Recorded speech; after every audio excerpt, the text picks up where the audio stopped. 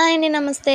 ఈరోజు మన ఛానల్లో చాలా టేస్టీగా ఉండే స్వీట్ కార్న్ వడల్ని పర్ఫెక్ట్గా ఎలా ప్రిపేర్ చేయాలో చూపిస్తానండి. వీడియోలోకి వెళ్ళే ముందు మన ఛానల్ ఎవరైనా ఫస్ట్ టైం చూస్తున్నట్టయితే కనుక ఇలాంటి మరిన్ని రెసిపీస్ కోసం సబ్స్క్రైబ్ చేసుకోండి. ఇంక లేట్ చేయకుండా ప్రాసెస్లోకి వెళ్ళిపోదాం. ముందుగా ఒక బౌల్ తీసుకోండి. అందులోకి 1 కప్ స్వీట్ కార్న్ వేసుకోవాలి. తర్వాత స్వీట్ కార్న్ ని 2 టైమ్స్ బాగా వాష్ చేసుకోండి. తర్వాత అందులోకి స్వీట్ కార్న్ ములిగేంత వరకు కూడా వాటర్ వేసుకుని ఒక 4 అవర్స్ పాటు నానబెట్టుకోవాలి. 4 అవర్స్ తర్వాత ఒక మిక్సీ జార్ తీసుకోండి. అందులోకి మనం ముందుగా నానబెట్టుకున్న స్వీట్ కార్న్ వేసుకోవాలి. అలాగే 4 పచ్చిమిర్చి, ఒక చిన్న అల్లం ముక్కను కూడా వేసుకుని వీడియో క్లిప్ లో చూపిస్తున్న విధంగా గ్రైండ్ చేసుకోండి. తర్వాత ఇందులోకి 1 కప్ బియ్యం పిండి, అలాగే 2 స్పూన్స్ శనగపిండిని కూడా వేసుకోవాలండి. తర్వాత 1/2 టీ స్పూన్ జీలకర్ర, 1/2 టీ స్పూన్ పసుపు, 1/2 స్పూన్ కారం వేసుకోవాలి. అలాగే మీ టేస్ట్ కి తగినంత ఉప్పును కూడా వేసుకోండి. తర్వాత ఇందులోకి సన్న ముక్కలుగా కట్ చేసుకున్న ఉల్లిపాయలు, కరివేపాకు వేసుకోవాలి.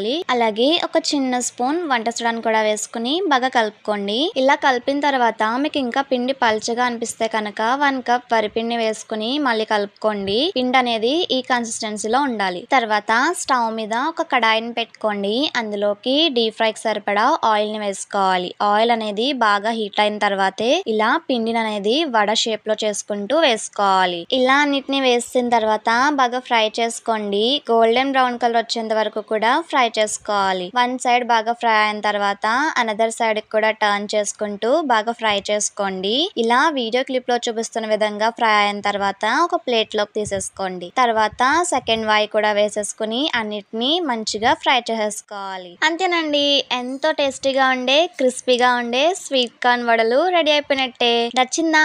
మీరు కూడా ట్రై చేస్తారా? ట్రై చేసిన తర్వాత ఎలా కుదిరిందో నాతో కామెంట్ సెక్షన్ లో షేర్ చేసుకోండి. ఈ వీడియో కనుక మీకు నచ్చినట్టయితే మీ ఫ్రెండ్స్ అండ్ రిలేటివ్స్ కూడా షేర్ చేయండి. మెయిన్ గా సబ్స్క్రైబ్ చేసుకోవడం మర్చిపోవద్దు. పక్కనే ఉన్న బెల్ ఐకాన్ కూడా క్లిక్ చేయండి. Thanks for watching.